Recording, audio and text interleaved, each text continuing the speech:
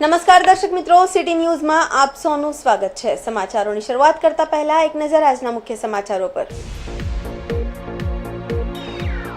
CISF coastal cyclothon 2025 Daman પહોંચી।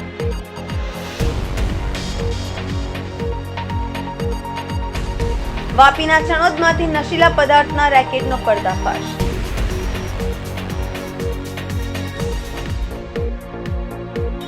જિલ્લાના 105 આરોપીઓને વલસાડ જિલ્લા પોલીસ દ્વારા રાઉન્ડ અપ કરવામાં આવ્યું।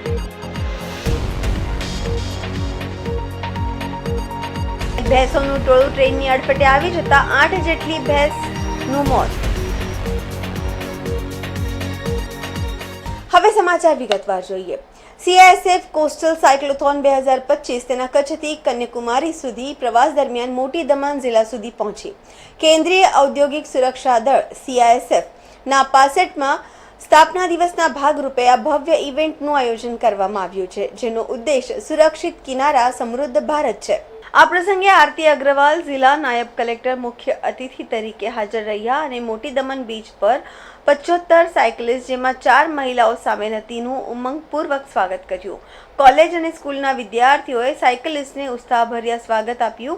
આજરોજ આરતી અગ્રવાલ નાયબ કલેક્ટરે તેમની આગળની યાત્રાને લીલી ઝંડી બતાવી। CISF કર્મચારીઓ અને સાયકલિંગના શોખીન લોકોની ઉત્સાહપૂર્વકની ભાગીદારી સાથે આ પહેલ રાષ્ટ્રીય સુરક્ષા અને તટીય જાગૃતિ વધારવા માટે મહત્વપૂર્ણ યોગદાન આપી રહી છે।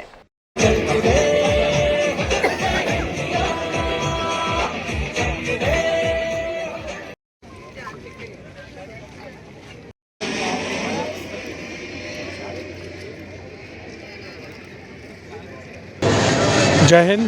मेरा नाम डिप्टी कमांडेंट VS प्रतिहार है। आप जैसा कि देख रहे हैं, आज हमारी साइकिल रैली यहाँ आई है, उसका मैं इंचार्ज हूँ वेस्ट कोस्ट के लिए। हमारी ये साइकिल रैली 75 साइकिलिस्ट और जिनमें 4 महिला साइकिलिस्ट हैं, इनके साथ 7/3/2025 को लखपत फोर्ट कच्छ से इसका शुभारंभ आदरणीय गृह मंत्री महोदय द्वारा किया गया है। और ये रैली जो है पूरे कोस्टल क्षेत्र में होते हुए, जिसमें पोरबंदर, वाड़ीनार, द्वारका, भावनगर, दीव, सूरत, अंकलेश्वर होते हुए आज यहाँ पे आई है दमन में। हमारी साइकिल रैली का मकसद है कोस्टल एरिया में रहने वाली जो जनसंख्या है उसको कोस्टल क्षेत्र में होने वाले अपराधों के बारे में जानकारी देना, व उन्हें बताना कि किस प्रकार से वह स्मगलिंग, ड्रग्स, आतंकवादी घटनाओं के रिलेटेड कोई भी चीज़ें हैं उनको पुलिस व अन्य इन्फोर्समेंट एजेंसी को सूचित कैसे कर सकते हैं, व बचाव व रोकथाम के उपाय बताना।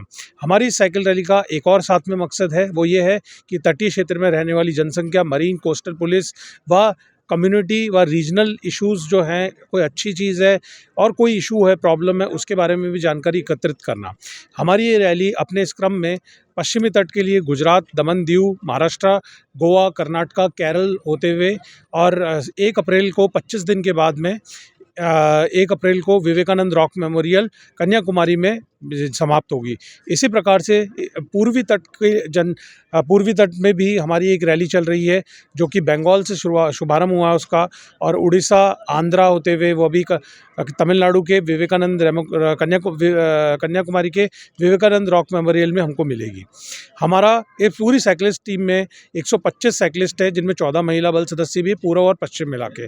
इस रैली का आदर्श वाक्य है सुरक्षित तट समृद्ध भारत।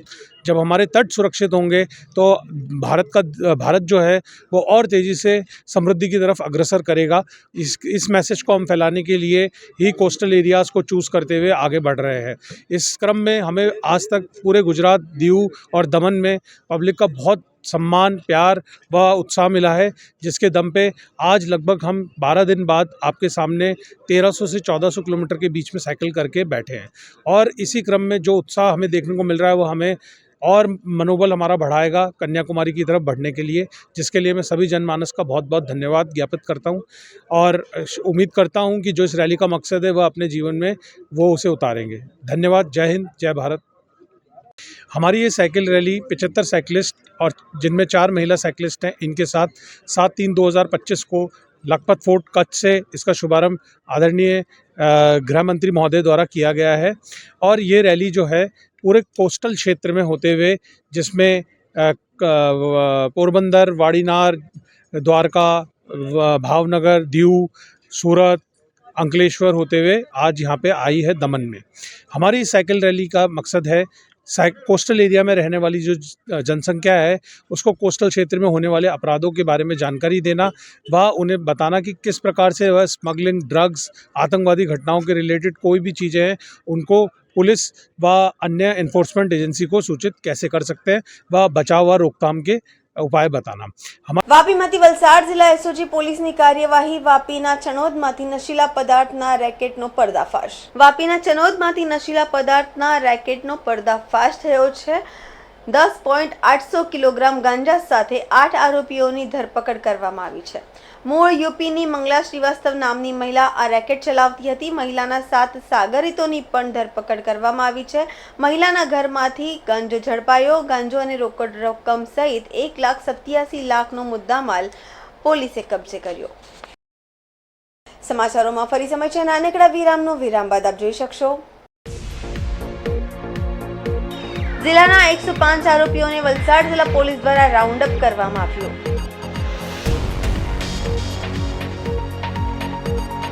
ભેંસોનું ટોળું ટ્રેનની અડફેટે આવી જતા 8 જેટલી ભેંસનું મોત।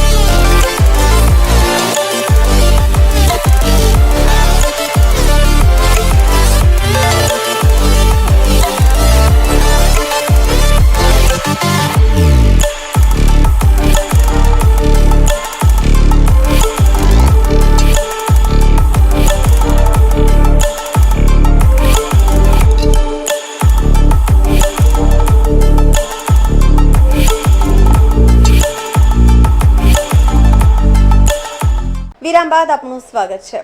મેન્ટર પ્રોજેક્ટ અન્વયે મિલકત તથા એનડીપીએસ સંબંધી ગુનામાં અગાઉ પકડાયેલ જિલ્લાના 105 આરોપીઓને વલસાડ જિલ્લા પોલીસ દ્વારા રાઉન્ડ અપ કરવામાં આવેલ છે। વલસાડ જિલ્લામાં અસામાજિક તત્વો પર અંકુશ લાવવા તથા જિલ્લામાં કાયદો અને વ્યવસ્થાની પરિસ્થિતિ જળવાઈ રહે તે અન્વયે ભૂતકાળમાં 2 કે તેથી વધુ મિલકત સંબંધી ગુનાઓ એનડીપીએસ ગુનાઓમાં સંકળાયેલ આરોપીઓ ભવિષ્યમાં બીજા ગુનાઓ ન આચરે તે અન્વયે વલસાડ જિલ્લા પોલીસ અધિક્ષક ડોક્ટર કરણરાજ વાઘેલાના માર્ગદર્શન હેઠળ વલસાડ એલસીબી પીઆઈ ઉત્સવ બારોટના નેતૃત્વમાં વલસાડ જિલ્લાના તમામ પોલીસ સ્ટેશન હદ વિસ્તારમાં રહેતા અને અગાઉ 2 કે તેથી વધુ મિલકત સંબંધી ગુનામાં પકડાયેલ કુલ 148 આરોપીઓ તથા એનડીપીએસ ગુનાઓમાં અગાઉ પકડેલ 57 આરોપીઓ ઉપર સતત દેખરેખ રાખવા સારું પોલીસ કર્મચારીઓની મેન્ટર તરીકે નિમણૂક કરવામાં આવેલ હતી।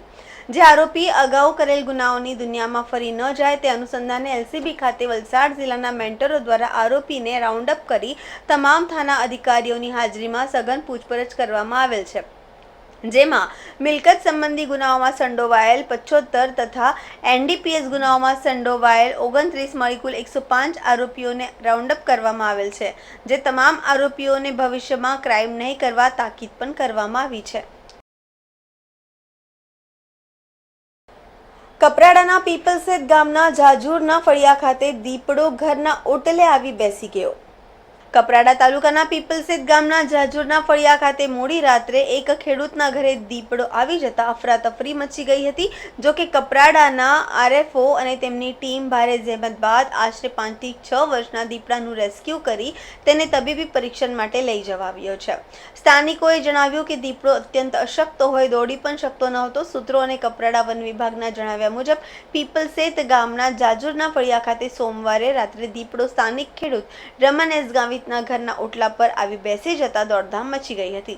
જો કે ઘરના સભ્યોએ મહિલા સરપંચના પતિ હરિ મહાદુ ચૌધરીને જાણ કરતા તેઓ ત્વરિત આવી પહોંચ્યા હતા. બીજી તરફ સમય સૂચકતા વાપરી ફળિયાવાસીઓને જાણ કરાતા ફળિયાના યુવાનોને ઘરની છતના નળિયા તોડી પરિવારને હેમખેમ બહાર કાઢ્યો હતો. ઘટનાની જાણ કપરાડા વન વિભાગને કરાતા આરએફઓ અંકિત પટેલે તેમની ટીમ સાથે આવી પહોંચી લોકોને દૂર ખસેડી કલાકોની જહેમત બાદ જાળી વડે તેને સલામત રેસ્ક્યુ કર્યો હતો. સમાચારોમાં ફરી સમય છે નાનકડા વિરામનો. વિરામ બાદ આપ જોઈ શકશો ભેંસોનું ટોળું ટ્રેનની અડફેટે આવી જતા 8 જેટલી ભેંસનું મોત.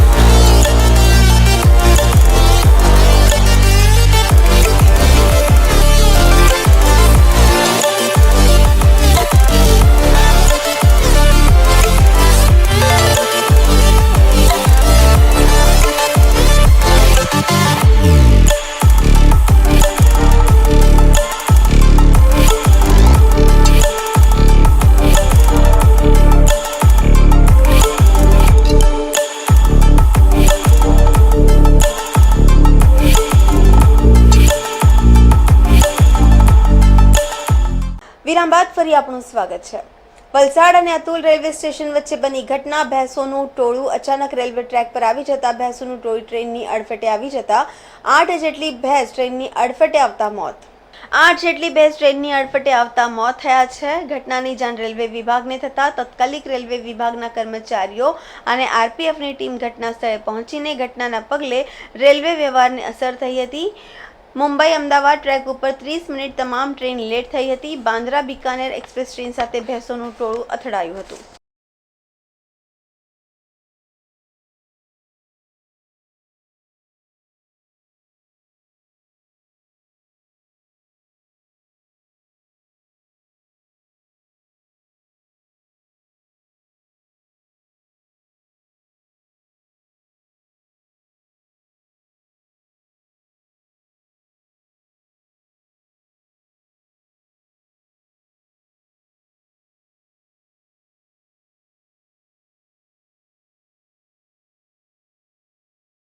વલસાડ જિલ્લાના ભિલાડમાં એસીબીની ટીમે કરી રેડ. ભિલાડમાં ગુજરાત મહારાષ્ટ્રની બોર્ડર પર આવેલ વનપેદાશના ચેકિંગ ચેકપોસ્ટના બીટગાર્ડ નરેશ ભોયાને લાંચ લેતા રંગે હાથ ઝડપી પાડ્યો હતો.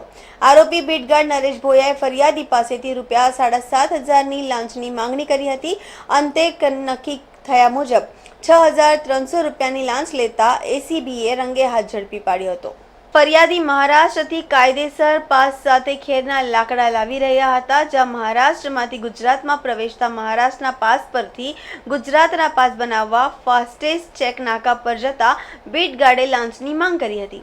એક પાસની કાયદેસરની ફી ₹20 થાય તેમ છતાં આરોપીએ એક પાસના ₹2,500 માંગ્યા હતા અને આથી ફરિયાદીએ એસીબીનો સંપર્ક કર્યો હતો.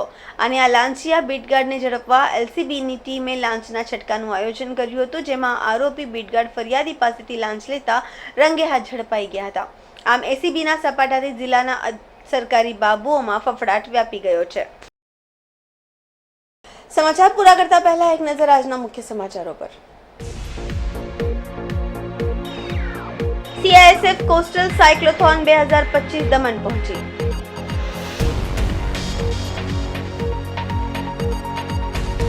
વાપીના ચણોદમાંથી નશીલા પદાર્થના રેકેટનો પર્દાફાશ.